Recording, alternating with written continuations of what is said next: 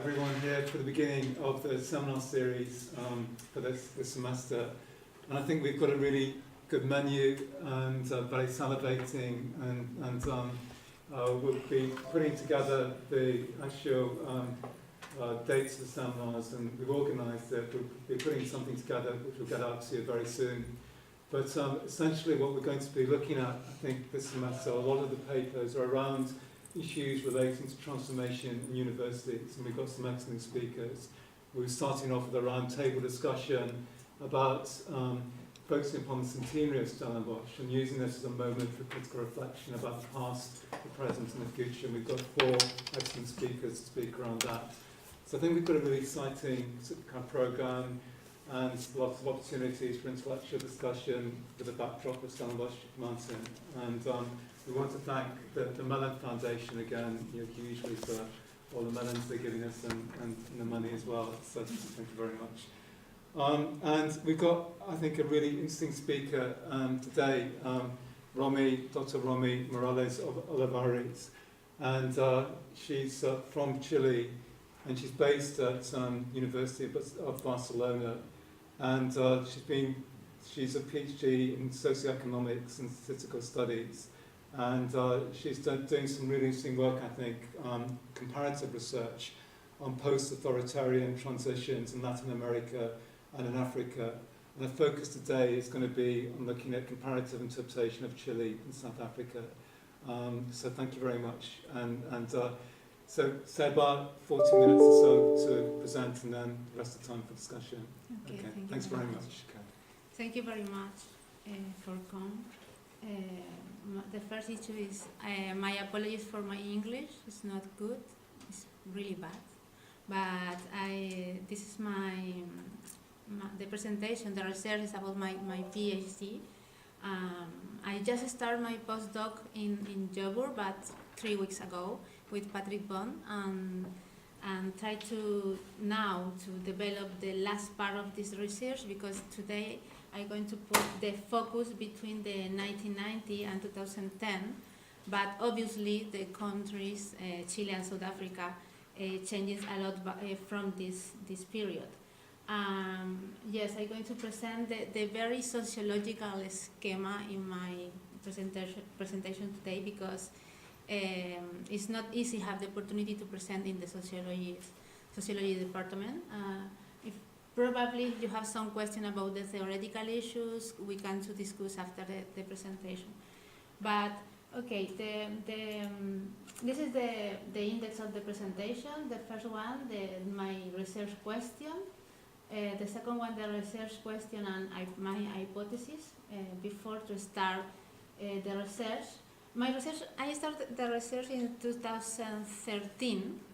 I finished only in January this year, because obviously to me understand another country, I am from Chile, understand an African countries was not easy, because probably we have a epistemological wall between Africa and Latin America. I would like to provoke some interest in trying to develop this comparative analysis, because in my opinion we have a lot similarities. Obviously we have differences too, but the similarities are really interesting to the sociology analysis. In first is why compare both countries, why Chile and why South Africa. The theoretical framework, very fast, because I'm going to put the focus only in the neoliberalism concept. The methodology, the national case, a little history about South Africa and Chile in that period, and the result of the analysis.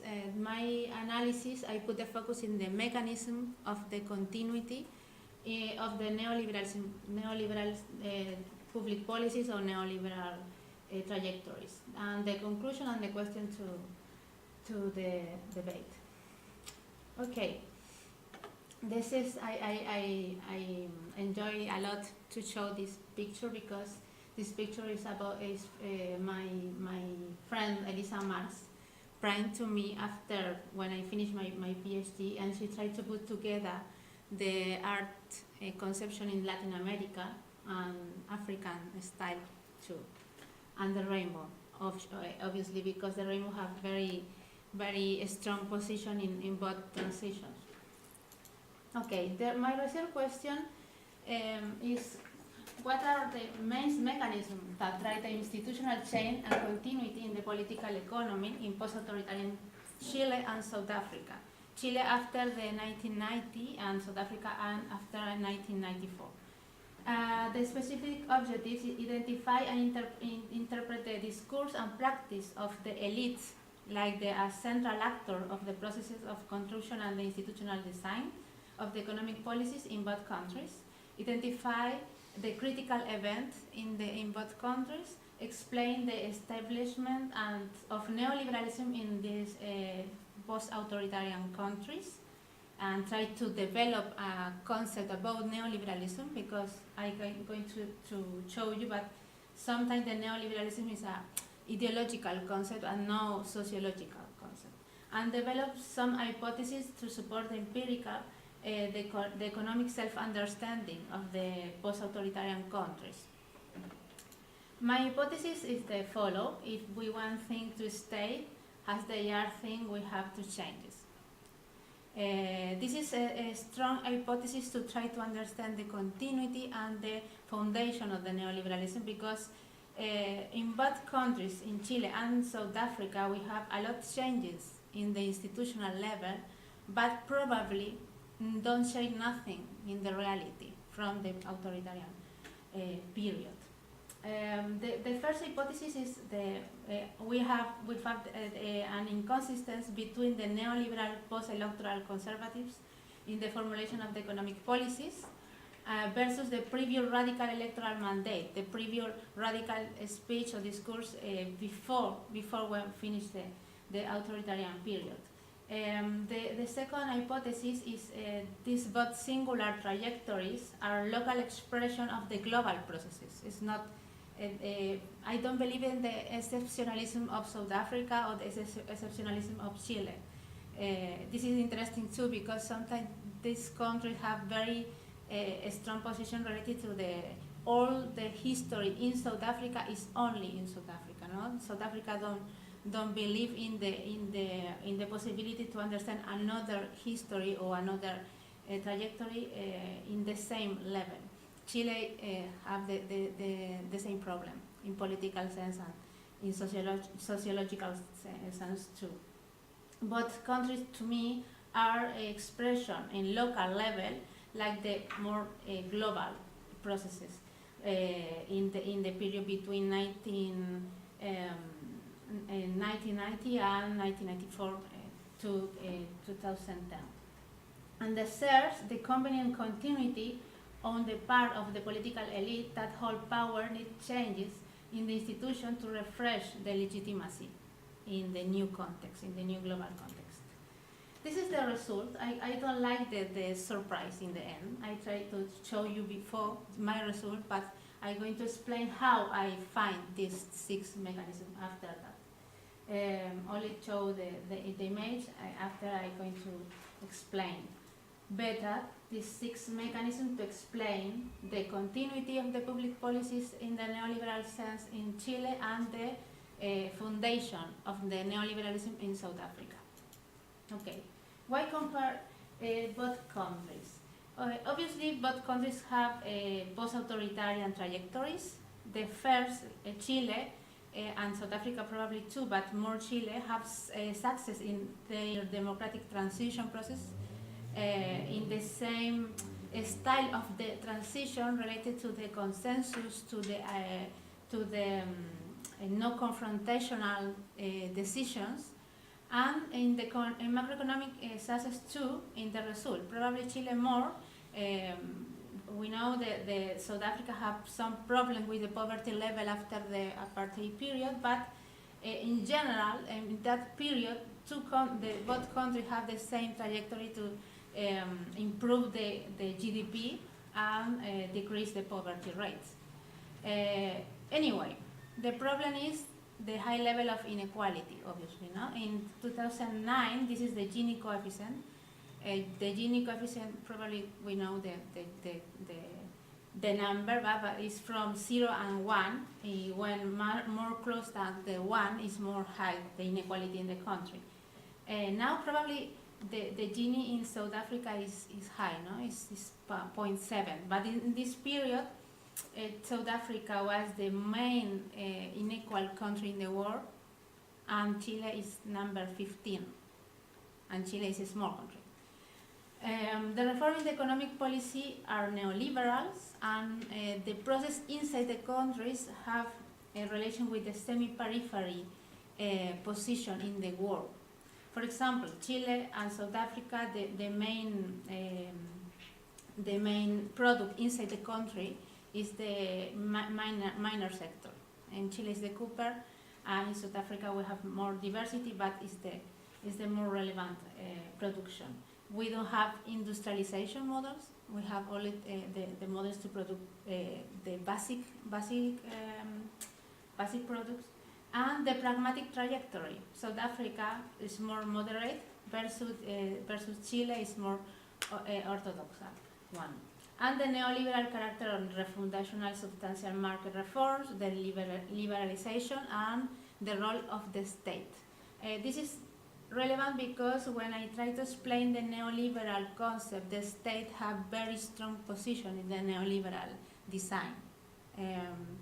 Probably this explanation is not related to the laissez-faire conception of the neoliberalism, but I can just to explain that. To understand something a little about Chile, to me it's very interesting when I start the analysis and the research, the position of the rainbow in both transitions. In Chile we have the slogan, La alegría ya viene, the happiness is come in the future, in the new future. And in South Africa, the concept of rainbow nation, no? And very strong develop of the publicity and slogan and song related to that period. I'm going to show you probably when I start a discussion a little video about the music in that period in Chile especially. Okay, in Chile we have very central position of the elite. The elite are relevant actors, and in both countries we have the very strong coalition of the left and center. In South Africa we have the ANC, inside the ANC we have the left and center too, and in Chile we have the Concertación. The difference is in 2010 the Concertación period was finished because it started the period of the Piñera. I don't know if you know something about Piñera, but it's like Macri. Probably Macri is more famous in Africa, but the Concertación period was finished, and now starts a new coalition, and the new coalition is Nueva Mayoría, new majority. But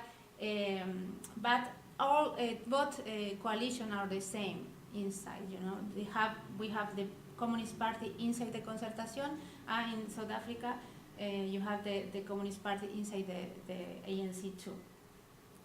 The powerful role of the economic elite was very, very strong in both periods, after Mandela period and after Elwin period. Elwin is the first president of Chile when finished the dictatorship period. Obviously, the image or the role of Elwin is not the same like Mandela.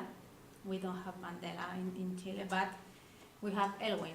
And Elwin, after the Elwin period, starts the Frey period. Frey is from the coalition of Concertación. It has the same style to make the international relation like Becky, open the country, to the foreign investment, change a lot public policies related to the education, the poverty anyway. And the public policies in both countries probably have the tension inside the public policies between the concept of universalism, we need to protect all the society, and the concept of focus. Focus, we need to protect only the poor people. related to the what you say the políticas de discriminación positiva is like positive actions. Affirmative action. Affirmative action. Yes, in Chile we have the same style of public policies. When we try to understand the public policies related to the inequality, probably the focus in the public policies don't have impact in the equality or in redistribution. This is the main problem of Chile and South Africa, no? Because, a parenthesis, in Brazil we have the Bolsa de Familia program. That program is like the Chile Solidario program in Chile, it's the same style of program, but Bolsa de Familia have impact in the inequality because the concept of universalism is strong inside the public policy. In South Africa and Chile, probably the focus is a problem related to the equality, but this is the only to comment and to understand why this paradoxical relation between we need to a new society, a new inequality, the happiness is come, don't have relation with the empirical changes in the public policy level. And in both countries, in Chile and South Africa, in that period, we have very strong social democrat speech or discourse, and very strong slogan related to equality, diversity, inclusion, but, I said before, the public policies don't have relation probably with that. Okay, my theoretical framework very fast. Understand the institutional development and the public policy development is sometimes difficult from the sociology because the theory about was come from the economic reflection, no? But a very strong author to understand how the society is changes in the institutional level is, to me, is Habermas, because he combined the symbolic or cultural dimension in the society and the more institutional one, more strong or more structural one. We have different levels to understand the society in general, no? We have actors, the culture, the institutional development, and a structure. In both countries we have coalition, very strong coalition, and the coalition are the main actor of changes, the institutional development. Obviously we have individual actors too, a policy maker, but probably in South Africa and Chile, both the individual actions or the individual actors are inside the coalition. The coalition have the power to protect all the institutional possibilities inside the institutional development. We have obviously values, rules, and roles, different roles, rules and values. Habermas say when you have in some situation of action, the human, the person, have different possibilities to take decision, and in that moment we have reference respect to the values, and the values is the past. The values is the history, the values is our history, and the society history. We have rules and we have a role too. Probably the actors in this context have some contradiction between the values, the path dependence of the values, and the roles and the rules. When I try to understand the speech, after that I'm going to explain the methodology, but when I try to understand the speech or the discourse of the elite have very left speech, very human speech related to the transition. But when you try to understand how you take that decision, what do you call to this person when you try to change something in the country, the people don't have argument because have contradiction between the values, the roles, and roles. Okay. In the institutional development, we have obviously some program, the charisma is very relevant, the competence of the people is very relevant, and the generalization of the values too. The generalization of the values is the diversity, the open values in the society to take some decision. All this framework in the society have impact in when you take one decision or when you take another one. The problem with this point of view, the theoretical point of view, probably is not so many useful to understand the transition in the post-authoritarian societies. Probably when the society is a democratic society, when have values related to the democracy, where the power is horizontal, probably this model is working. But I said before, in the post-authoritarian society, we have the paradoxical position between the ideal is the horizontality, but we have very strong hierarchy to take the decision and to make some changes in the institutional level. Independent if we have the very strong discourse related to equality. Okay, this is my framework related to the institutional change in my sociological research. Another relevant concept in that research is the concept of the neoliberalism. I have so many problems with that concept in my thesis because as Rian know, our director don't like this neoliberalism concept because the neoliberalism concept is a little ideological one. You know, all the people use that to the slogan, to the to put the critic point of view of the capitalism. But I insist in that because to me, obviously we have some theoretical obstacles related to the neoliberalism. The first one is the role of the state. In the theory, the state disappears. This is the idea of the laissez-faire. No? The state disappears of the job. But in the neoliberalism context, we have very strong state. The state in South Africa and Chile have very strong role to develop the institution, to develop the public policies. Apparently disappear, but the state is in the job, is in the context, and have very, very strong position, especially related to the governance concept. You know, this is the very important concept in both countries, in the Becky period and after that, in Frey period and Lagos period and Bachelet too. The another theoretical obstacle is the false competition, or apparently false competition in the neoliberalism context. The competition is only to put control and discipline the domains of the society. What are the domains of the society? I don't know if you look that, but it's the governance corporate, the labor relation, the education, and the finance system. These dominions, or domains, are down the state institution, are down the competition ideology.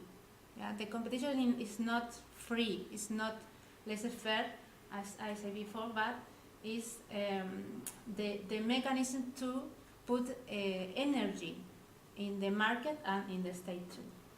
And the last resolution of the neoliberalism development is the market. The market apparently have the knowledge of the society, but in my opinion, after the research, I find the market don't have very strong position. The market is the son of the state in this type of countries, in the post-authoritarian countries. These ideas is not my idea, obviously. I try to put together the Foucault ideas about the public policies in the capitalism, because Foucault, when trying to understand the neoliberalism, some people say Foucault is not don't have critical position related to the capitalism. But in my opinion, Foucault have the possibility, or give me the possibility to understand the micro relations in the society, to understand the micro power of the state in the society. Yeah, obviously, when the Becky talk or when Elwin talk about the economic development, they say we don't have power to change nothing because the international context anyway, no? But when we try to understand the public policies and the public program in both countries, the state and the governance have very strong power in both. Okay, the methodology, very fast. How time? What? We've got another 20 minutes. Okay, thank you. The methodology, very fast. My methodology is but I don't know why I say this is eventos conductuales. Can you help me with the concept? Behavior events? Behavior event, no? This one. Behavior event, yeah. It's a it's not really sociological methodology. It's the methodology to the human resource. When you have you need to take a decision to contract one person or another person, the speech or the discourse is not useful. You need to understand what the people do in the reality, how to resolve some conflict, anyway. When you try to understand the discourse of the elite, it's the same. If I talk with, for example, with Becky or any person in the government, obviously they don't explain me how they do in the real sense. Obviously, the people try to say me some good ideas about their job. But this methodology is really useful to understand how the elite do in when they need to take the decisions. I made 54 interviews with elite, 30 in South Africa and 24 in Chile. Obviously, to me, the South African case was difficult or more difficult because my English, the second one is the resource to come to South Africa to make the field work. But it's interesting because in both countries we have very close relation between the academic sphere, political one, economic one. For that, put in contact the people between these different areas was not difficult. I have very good friends in the academia, but the academia is very close with the political power and the economical power, and in Chile too. But the main difference is when I make my fieldwork in Chile, it was in the Piñera period. The Concertación was not in the power. For that, the people was very open to say me all the mistake in the transition. But in South Africa, the ANC never say nothing about the mistake. This is a problematic to me in the sociological terms. The comparison between Chile and South Africa are based mainly in the similarities.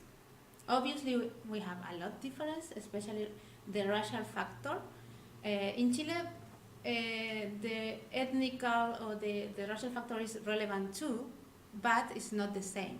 It's not the same problematic. But in basis to the Joseph Fleischer, his anthropologist, I try to put the focus only in the similarities in this first research. Probably, if we need to understand in more profound sense the trajectories, we need to put together the difference too. But in this result is in basis to the similarities, especially. Okay. Okay.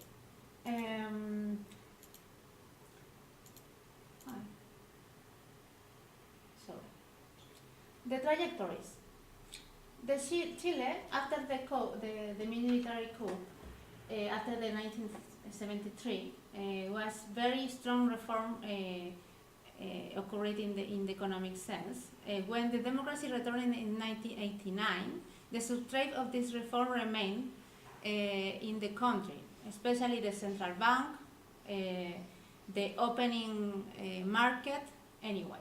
We have very precarious and insufficient social expenditure, less than South Africa, And the new roles and reform emerging from the 1990, but that reform are not so many strong related to the period before. The government of the Concertación have based in their development of economic policies on the prioritization of the economic stability. Okay, the economic stability is the main discourse in the Concertación coalition. The social policies aim in the most vulnerable, the poor people, define like the World Bank definition of the poor people. The social protection system is based to this type of vulnerability or this type of population. Obviously, we have very frustrated proposal to modify the inherent institutional framework. We have very strong negotiation in the period with the opposition to pass a law, but the people, the coalition, Concertación, don't change so much the country. Obviously, we change the constitution a little, because our constitution in Chile is from 1980, is the Pinochet constitution, but we change some right, but no like South Africa. South Africa obviously changed very strongly the symbolic dimension of the transition, but probably no in the empirical sense. In South Africa, we have the same transition related to some issues, but the main difference is the freedom charter. Sorry, I put in the translator and changed the word, but in Chile we don't have freedom charter. Obviously, we have the legacy of Allende, Salvador Allende, but the Salvador Allende speech he don't put the speech in the program. We don't have very strong program from the Salvador Allende, probably because the military coup don't close the possibility to put in a strong sense this ideology from the Communist Party or Socialist Party in 1973. But in South Africa, the ideology of the ANC theoretically is from the Freedom Charter, but as we know, the ANC don't continue with these ideas in the development of the country. In the decade of 1990, the debate of the new democratic governments, the ANC formed a new state, but this new state don't change so much, only change related to the international dimension, probably related to some public policies like the GEAR, the Grow Employment and Redistribution Program, but this program put the focus in the education, especially, and not in the labor system or not in the financial system, and not in the governance. What, as I say in the neoliberalism debate, no? When you put the attention only in the education and not in the labor system or not in the equality, we have a lot of people with formation, with competence, yeah, but don't have the society can't to use that to develop a new country, to develop the equality. I'm going to pass this very fast because probably you know the history better than me, but to me it's irrelevant to put the accent in the left position inside the ANC and Concertación, the COSATU and Communist Party in Chile, because both political party or the union in the South African case are inside the ANC and Concertación, and for that they less the power or the possibilities to make changes. Okay. The result of the analysis. My mechanisms to explain the continuity and the foundation of the neoliberalism are these six. The first one is the limit of the dispute and the systematic blocking of more radical leftist alternatives. The second one is the strategic international image in both countries. The third is the moral capital. Probably this is the more controversial one, because have relation with the oppressed people. The dark sides of the legitimacy of the oppressed. The fourth is the influence of the think tanks, the blending of the knowledge and the neoliberalism in both countries. The five is the authoritarian enclaves, the authoritarian blocking, and the facticity of the past dependence. And the six is elite in transition and endogamous network between the elite. I say before a little, it's very interesting how in South Africa and Chile, the elite from the academia, from the political sphere and economic sphere working together. Yeah, a lot. I don't know if in this room is the same, but a lot professor in the university work in the governance, in the government, and have very strong position in different spheres. In Chile, this is very, very common.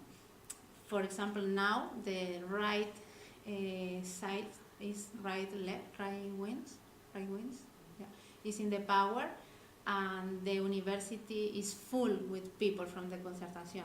Probably when the Concertación come back to the power, university is empty again. The academic people have more opportunity to work in the university. But now the politicians are in the university working in the academic position. Okay. To understand this mechanism, I developed three dimensions. The first one is which is the actor or protagonist of the mechanism, what is the strategy of the mechanism, and what is the effect of the mechanism in the economic policy. Okay. The first mechanism, the limit of the dispute and the systematic blocking of more radical leftist alternatives is the coalition of the transitional government, the ANC and Concertación. The strategy of the mechanism is the seduction and cooptation of the leftist alternative, like COSATU, for example, Communist Party.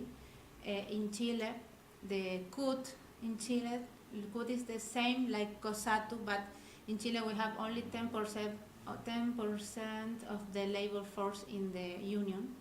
It's very less power. But the seduction or the cooptation is the mechanism to don't make changes in the institutional sphere. And the effect of the mechanism is the limitation of the progressive. It's the limitation of the new ideas, or the limitation of the more critical point of view related to the country. The second one is the strategic of an international image. The actor of protagonist of the mechanism in the international institutions, like the World Bank or FME. The strategy of the mechanism is concerned for the macroeconomic indicators, and the effect of the mechanism is the conducting economic policy according to the international standard. In this level, for example, the Washington Consensus program was very important in both countries. Probably it's more important in South Africa, but the Washington Consensus learned a lot about the Chilean case. As we know, probably you know something about Chile. In the history of Chile, Chile is the experimental country in the neoliberal reforms, because after the Allende period, a lot of economics went to the United States to study with Friedman, the most relevant the most relevant professor to understand the neoliberalist public policies. And these people, the Chicago boys, come to the country after that period and put all the efforts to develop the country like this ideal model related to the new capitalism, the new neoliberal develop. And the effect of the mechanism on the public policy is conducting the economic policy according to this international standard. Very high growth, but the Washington Consensus don't say nothing about the poverty. It don't say nothing about the equality, for example. The third mechanism, the more sociological one or more anthropological one is the moral capital and the dark side of the legitimacy of the oppressors. The actor of that mechanism is the subaltern groups of the authoritarian period. The strategy of the mechanism is the argumentation from the perspective of the victim, or the musealization of the history too. And the effect of the mechanism in the economic policy is exploitation of the condition of the victim. I'm going to put very fast this video. I don't know what happened with the link. I can't open the internet. ¿Necesitas internet? Sí, un poquito. Pero lo tengo que... Está sin conectar. Bueno. Sí, tengo que conectarlo. Lo siento, no ¿No? pasa nada. Vale. After that, probably we can or I can send you this video because it's really interesting when the Minister of Education was very angry with the social movement because he said, I am victim in the past, I was tortured, I was in the jail, you don't have nothing to say to me because I am the moral power to take the decision related to what is the good country, what is the good future. This is very common probably in Chile and South Africa, when the new generation try to say something about the country, or when the new generation have some position related to the future. Another mechanism is the influence of the think tanks and blending the knowledge and neoliberalism. The actor of protagonist of the mechanism in the academic centers or the university too. This is interesting because, as we know, in Chile we have the ECLAC. ECLAC was very strong power with the theory of dependence in the 1960s. Very strong power because have the definition about what is the peripheral countries, what are the semi-peripheral countries. But now the ECLAC have very, very big and beautiful building in the center of Santiago, but don't say nothing about the public policies. Our contrary, have some ideological concept related, for example, to focus on universalism together in the public policies. This is not, I can understand how the universalism is or the conditionality have relation with the universalism in the public policy. Now ECLAC is only the building probably, have very interesting past related to dependence of theory of dependence, but don't have power to say nothing. The strategy of the mechanism is the generation of the legitimacy of neoliberalism for the design of public policies, and the effect of mechanism is the installation of the legitimacy paradigms and absence of the critic in the academic sphere. The 5 is the authoritarian enclaves, or the authoritarian blocking, and the facticity on the path depends. The actor is the group of power from the authoritarian period. The strategy is the limitation of the future and the present deliberation. And the effect is the continuation of the authoritarian legal cleavage. In Chile and South Africa, this mechanism is not the same. In Chile, we have the constitution from the dictatorship period from 1980s, probably with some changes, but the paper is the same.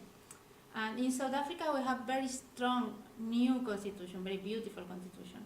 But the factual dimension of the institution, the bureaucracy, the limitation to make some changes in some institutions are very strong and come from the authoritarian period, come from the apartheid, and come from the dictatorship period.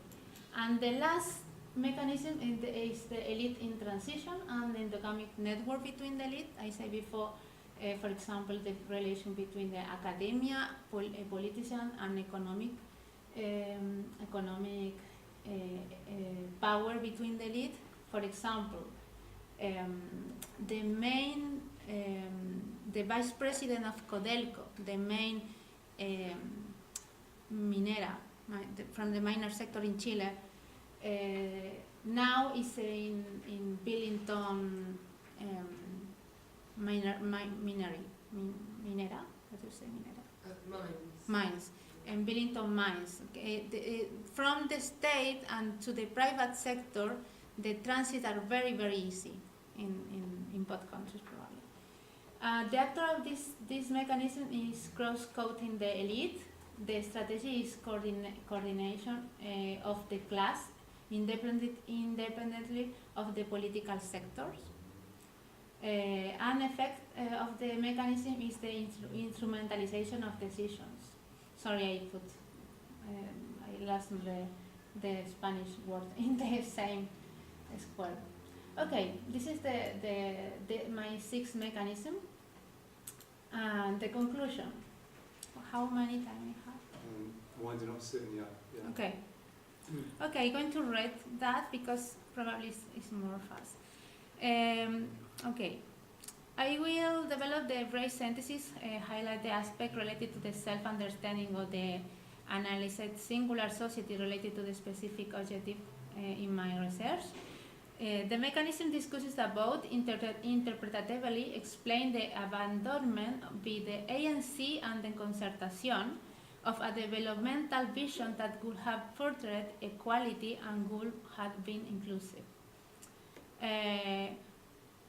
One of the main conclusions has been the inconsistencies between the discursive level of the coalition in both countries and the empirical reality of institutional design in both countries, along with the promises. This tension between the discourse and empirical level is explained with the references to the neoliberalism itself and its capacity to resist ideas, including those opposites to it has an institutional system. This idea was present in the initial discourse and suggests that the combination of elements internal to the governing alliance and the national and international balance of the power were contextual elements that were not favorable for the initial discourse from the past, and the normative and policy intention accompanied it. What condition, this is the question when I try to understand the transition, no? What condition will be allowed the realization of alternative possibility in the years immediately following 1994 in South Africa or 1990 in Chile? The opinion on governing elites of this time are clear. While the adoption of the radical economic program was not possible, with the pursuit of a logic of responsibility, like in Beberian style, and reform behind considered essential. We believe that, at last hypothetically, a weak version of a social democratic agenda would have been feasible. In fact, this was even anticipated by the business community and other elites, just as it had been proclaiming in electoral discourse. Having identified these six mechanisms, allow a better understanding of how changes in the argument of exciting force have shaped the post-authoritarian development of economic policies. While, on another hand, has explained how these processes can lead to the possibility on political and economic change of a more substantial nature, precisely by opposing this mechanism. In this sense, the interpretation about the mechanism revealed first, the first is this one. At an institutional level, political economy in Chile and South Africa vary internally in accordance with the context and the history of each state temporarily and accordance with the elite. The second one, these elite have endeavored to form these policies according to their worldview and interests by means of a strategy. Third, that this strategy generates in effect on the post-authoritarian economic policy system. Thank you very much for your attention. I put some questions only to the debate. The first one is, what is the historical trajectory of the mechanism explaining the period after because the country changed a lot. In my opinion, my hypothesis is the consolidation, the split new alliance, and what has been the role of social movements in both periods. Obviously, I tried to understand the transition and put the focus on the elite because it's. I try to understand the institutional dimension of the changes, but the question related to the social movement and another actor from the popular sovereignty is open in that period.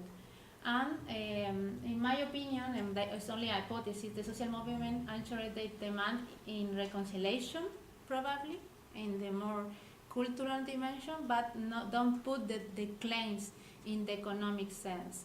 Only now, probably with the Economic Freedom Charter or with the Frente Amplio in Chile, we put the economic demands in the speech of the left. But in that period, the demands from the social movement are in the more symbolic level. Thank you very much. Okay, thanks so much for a really interesting talk about post-authoritarian transitions in Chile and South Africa. I'd like to open up the floor for discussion. Simone, you want to introduce yourself as well? Thank you very much. I found it really very interesting. I'm a retired sociologist in the department, so that's where the question's coming from. I've got two questions. I mean, what is really interesting to me is that we normally, in terms of post-apartheid, we normally have comparisons with other countries in Africa. We have sometimes with Brazil, sometimes with BRICS, sometimes with Turkey, but this one is really very interesting. I've got two questions. I mean, the first one, I've spent the last 2 years trying to make sense of the American political and institutional historians and economists. There's a book by Douglas North, I'm sure you've heard of Douglas North, Wallace Weinstein, which is called Violence and Social Orders, which I've studied for 2 years, trying to make sense of it. So my question's coming from there. They say most countries, other than the developed North, with Japan involved, are limited access orders where you have an elite that negotiates amongst themselves to limit violence in the society and shares rents. And then they say for those countries that move from limited access orders to the United States, Japan, and France, open access orders, there are 4 doorstep conditions. And I mean, my question is about 2 of them, because in a sense, if I understand where you're coming from, it is in how far are Chile and South Africa, given their authoritarian pasts, moving toward, let's call them mature democracies. The 2, and this is my first question, the 2 that they point to are first, the rule of law. If I'm asked about South Africa since 1994, when we became a democracy, everyone was involved, I would argue that South Africa's public institutions that have been the most durable, with others becoming weaker, is the rule of law. And I was wondering whether you could say the same thing about Chile.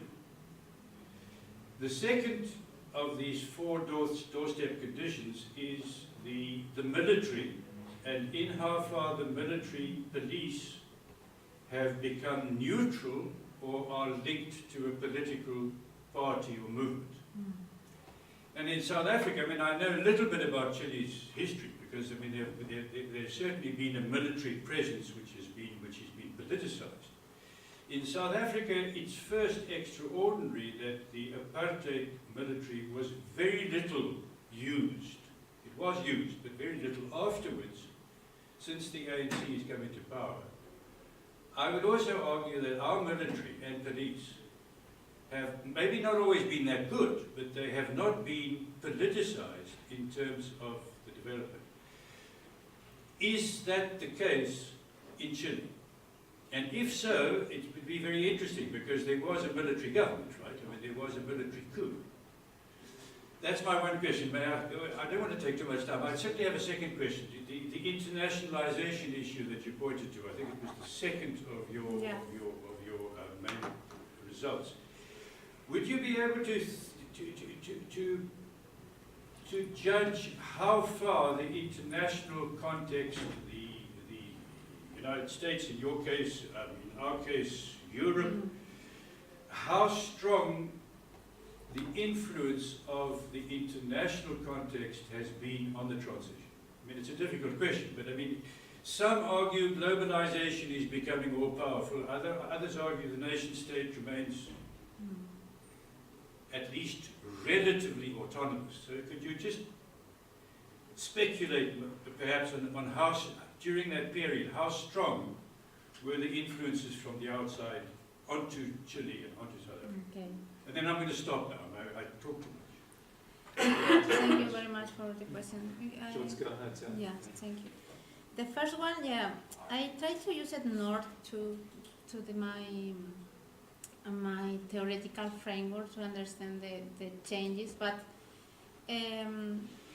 probably it's useful when we try to understand the negotiation in one period.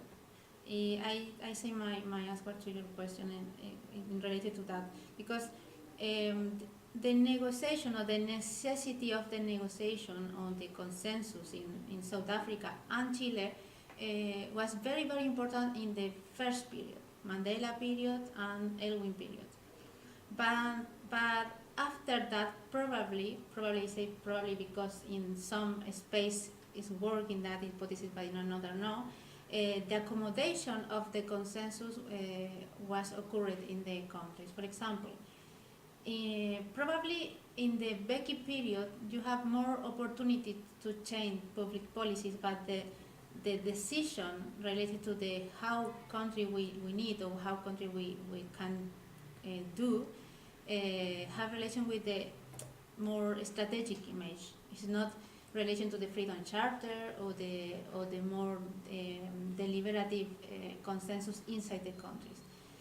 Nor is very useful to understand the first step of the transition, when we understand the negotiation, the consensus, and the deliberation, because I put the Habermasian point of view.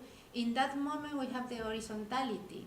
It's not the real horizontality, but when both point of view try to make the construction of the new country, obviously in this space, the both person or coalition or anyway are in the same position of the power.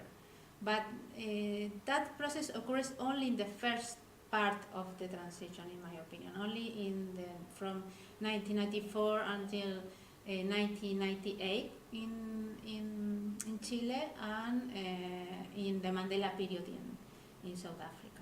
This is the first step, and the another one is in that period related to the influence of the social movement.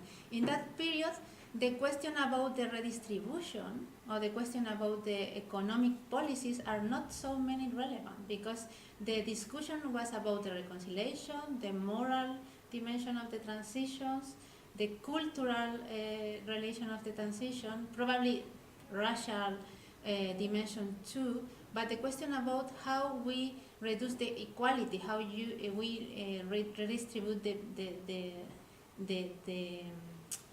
the capital inside the countries don't appear so much. Why? I try to understand why in the South African case. In Chile it's a little obvious, because in the transition we have the people from the Democracia Cristiana, the Christian democracy. The Christian democracy never support the socialism. For that, the question about the economic dimension is not relevant. But I try to understand how the economic dimension in Mandela position is not relevant. In the Long Walk to the Freedom biography, he says something in the last part of the book. I read the book in Spain, but probably I'm going to try to find that. He say, I don't believe in the socialism. We need a new country with different colors, the diversity, like Mandela style. Obviously, he said better than me, but don't don't put the accent in the economic dimension. For that, I think the negotiation in the first part is easy, because it's not really easy, but it's more symbolic, no? When for example, I go into the apartheid museum, I see the speech of Clerk in the installation. It's very interesting, because don't have conflict because the economic dimension don't appear. For that, obviously, North is useful to understand that period, but to me, after that period, when comes the international dimension to the debate, is the problem with the transition. Because when appeared the international relation, appeared the strategic international image in the countries. The countries make all the decision related to the strategic international image, to have money, obviously. Because to the reconstruction we need money from the World Bank or anyway. For that we asked the question about the equality. You say me something about the rule of law, no? The rule of the law in both countries. Yes, to me this is a little difficult to understand that in South Africa, because in Chile it's obvious. We have the constitution from the dictator, we have the labor code from the dictator, but in South Africa we have very beautiful constitution.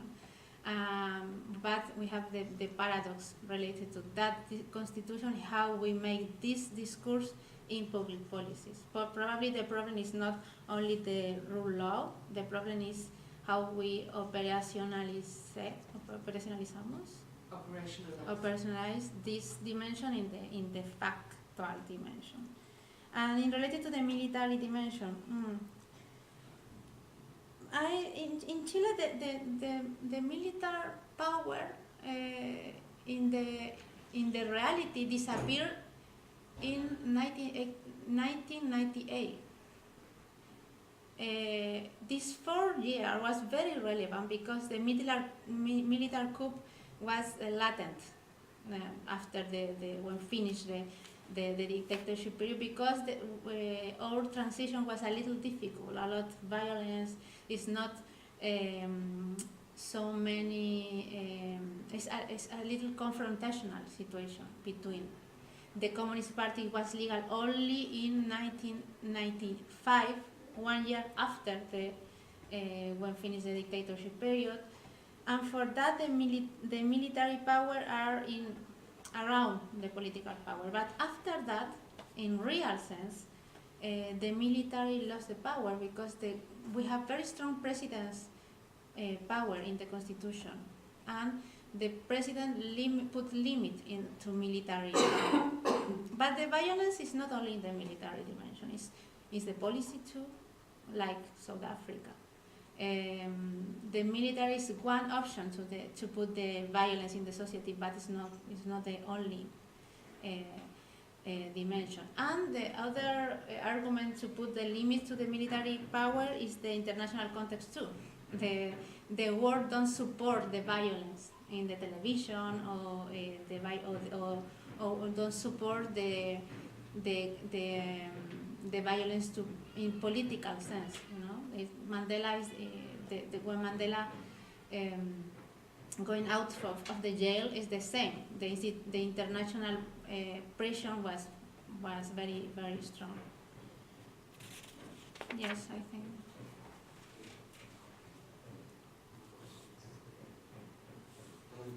Can I ask a couple of questions? Is that, firstly, around the methodology, you said that you conducted quite a lot of interviews with elites and people, and I was wondering, does that pose particular challenges, doing interviews with kind of powerful elite people, and if so, what kinds of challenges?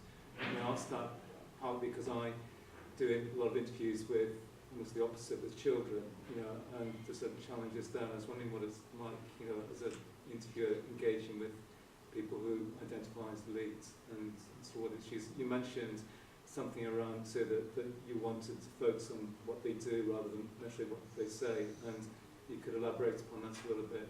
The other thing wanted to ask you about was around race. You spoke about racial factors as being relevant, of course, in Chile as well as South Africa, but taking a different sort of form, a different problem. If you could elaborate upon that, interesting. Okay. I'm going to start with the last related to the racial dimension. In Chile, the indigenous population is 10% approx, the original one. But the problem is the history about the certification of that reality, because when in the Spain colonia, the surnames, the origin of the surname disappear completely.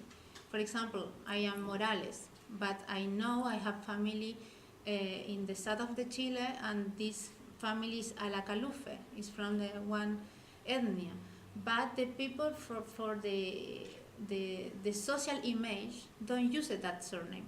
For that, when the people don't identify the name and the condition in the paper or in the legal system. For that reason, the affirmative action was very difficult, because to prove if I have blood from my family is indigenous Mapuche anyways, is really difficult. But this is in the formal sense. But in the symbolical one, the blackness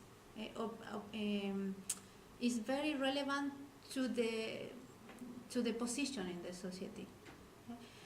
I don't like say it's the same, because obviously the situation of South Africa is very strong, and we have a very strong history about. But the blackness and the whiteness too in Chile have very strong influence in when you find job, for example, or when you try to make some going to the university, or the position in the hierarchy of the society.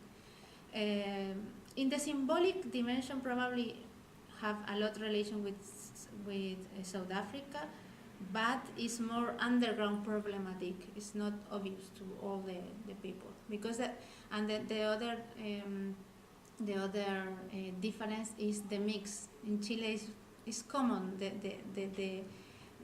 for example, the couple from different racials, different colors, is more, I don't know, probably I don't like say more progressive in that sense, but we don't have problem with that. For example, now we have a lot immigration from Haiti and Colombia, and we have a lot couple from Chile and Colombia too. This is in the same processes. And related to the elite, I don't know if I understand well the question, but it's about the methodology. My methodology was a little sui generis, because when I started the field work, I have a very structured interview about some situation of action related to the one person specifically. For example, in the case of Chile, I went to the vice president of the central bank. I have the interview directly to him to understand some issues. But this is very innocent from my point of view, because the people don't say detail when take one decision away, when take the another one. And for that, after that, I need to make more general semi-structured interview, and try to find the lead with the snowballs contacts. When I come to South Africa, I was very lucky, because the people accept me a lot. I had a lot meeting with very powerful people. But because I in my position, I was very innocent related to the history. Probably for that was easy.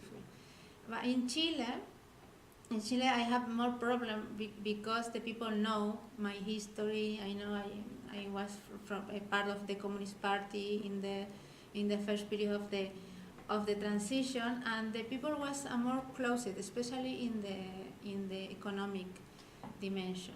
But when you work with elite, to me was very useful. Use the pressure to ask the question. How do you do that? How you call to him? He obviously tried to have information related to the history of that person, because the people don't talk about his life when you don't put pressure in the questions. I don't know if I responded. Okay. I have a second question, but I don't want to take all the questions. Go ahead, Simon. If I may, the third result I find very interesting, the moral capital. I just want to understand the English. Do you mean the dark side of the oppressed, meaning that the oppression was dark and we must recognize it? Or do you mean that the legitimacy is dark and therefore it is not full legitimacy? Which signification, which meaning are you giving to the dark side of the legitimacy of the oppressed? It's very useful, the video to that part, but the oppressed, the oppressed people in the authoritarian period, like the communist people in Chile or the ANC people or Mandela, for example, have one legitimacy in this transition, and this legitimacy is useful to take some position in the society. But why dark? Why? Why? Dark. Yes. Because it's the dark side. It's not the theoretical framework. I go into the sociology, but for example, Habermas, when try to understand the path dependence or North, when talk about the path dependence, talk about the potentiality of the past to make changes. When we learn from the past, we can to make new institution, new decision, new society. In my point of view, this moral capital is block the new changes, because the people, because the people is use the strategic of the accommodation in the place. Using a legitimacy in the past rather than a legitimacy in the present. I say the dark side because the people, probably in the academia, is easy to say that, but in the political sense, when I say that to the minister in Chile, don't like say, yes, I am oppressed, I was in the jail, and now I have a lot of money because for my past, no? Yes, this is the dark dimension because it's the underground side.